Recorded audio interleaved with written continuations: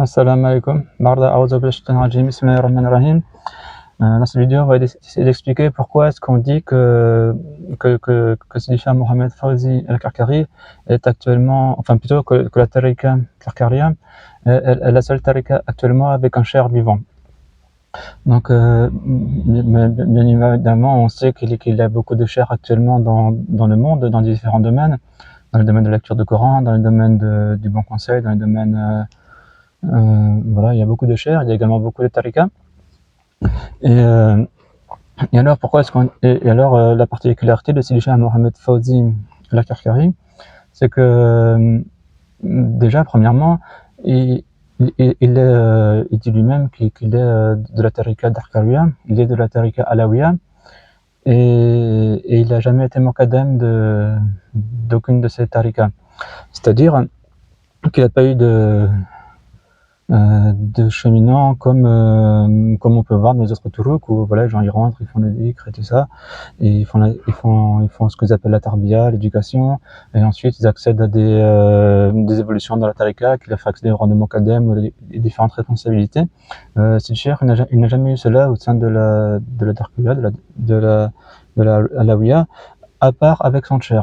C'est-à-dire que de son cheikh, il a reçu le wird, il a suivi le wird avec son cheikh de la Alawiya, donc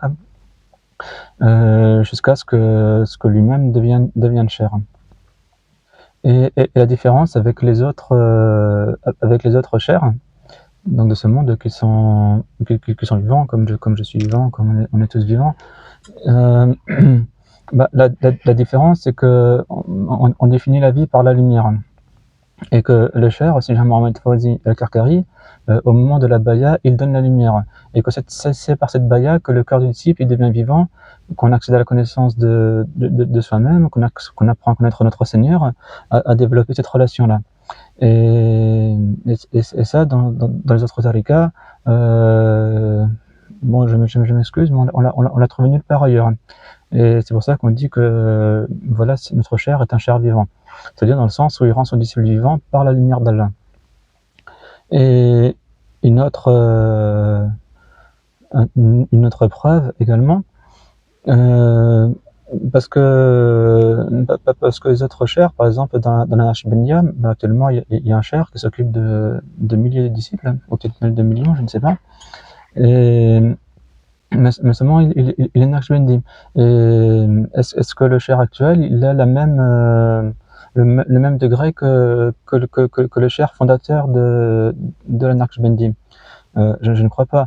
Et quand j'étais au Sénégal, donc il y avait la Mouridia, avec tous les mourides que j'ai rencontrés, et il n'y a personne qui a prétendu avoir le cheikh du fondateur Ahmad Bamba. Et il n'y a personne actuellement qui prétend avoir le même makam que lui. Et dans la tariqa Tidjaniya, ça je connais pas bien, mais bon, j'ai entendu personne dire il y en a certains qui sont voilà, qui disent être ses représentants, ses successeurs, etc.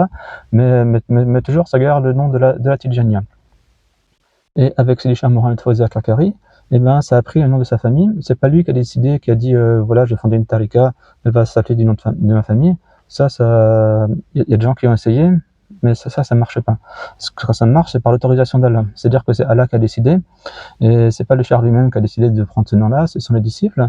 Parce que quand c'est présenté au début, quand ils disaient qu'ils étaient Alawi, donc dans la continuité de cheikh Alawi, ce qui est vrai, et les autres Alawi qui ne reconnaissaient pas la wilaya de Sidi Cheikh, ils refusaient cela, et puis ça faisait des problèmes.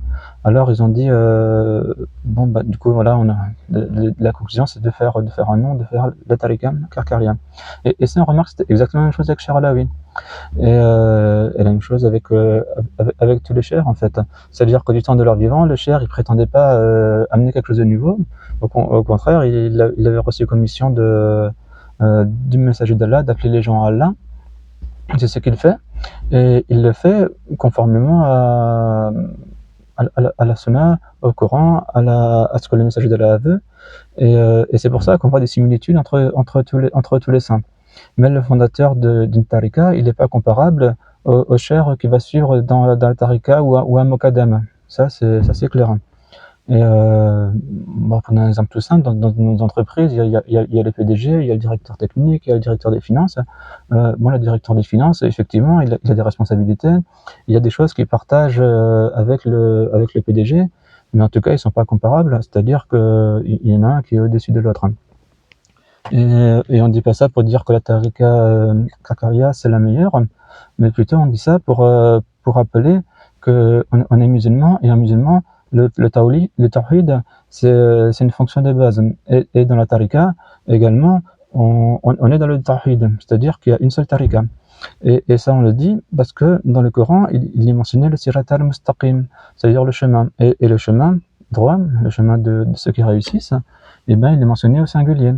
Et dans un hadith qui explique ce que le sirat al-mustaqim, bah, c'est le messager sallallahu alayhi wa il a tracé un trait vers lui, et donc il dit ceci est le chemin droit, ceci est le sirat al-mustaqim. Et à côté, il a tracé les traits de côté, et il a dit que ça c'est les turuq, c'est les chemins de traverse, et à chaque chemin, il y a comme une porte auquel il y a un diable qui appelle à sa voix. Et donc le chemin qui permet d'accéder au Seigneur, à l'agrément du Seigneur, il est unique. Ensuite, chacun, effectivement, on a nos particularités. C'est-à-dire qu'il n'y a pas de disciples qui cheminent exactement de la même manière. Parfois, ça peut se ressembler, mais chacun, on a une histoire qui est propre, une histoire qui est individuelle. Et on a remarqué aussi que dans le temps, il y a certains saints, et pareil avec les messagers, avec les prophètes, certains qui ont reçu des choses que d'autres, ils n'ont pas reçues. Donc voilà, mais ça veut pas dire qu'il y a plusieurs chemins. Il y a qu'un seul chemin. Le chemin, c'est vers le Seigneur. Il y a qu'un seul Seigneur. Et donc, il n'y a qu'une seule tarika. Sinon, on va se perdre, quoi. Et donc, cette tarika, c'est une tarika de lumière, puisque Allah, c'est la lumière des cieux et de la terre. Et si Cheikh Mohamed Fawzi Kakari, bah justement, il donne la lumière, c'est-à-dire qu'il donne cette relation avec le Seigneur, qui permet de se connaître soi-même, de connaître son Seigneur, et de s'éteindre dans la présence divine. Et alhamdulillah, voilà. Assalamu alaikum.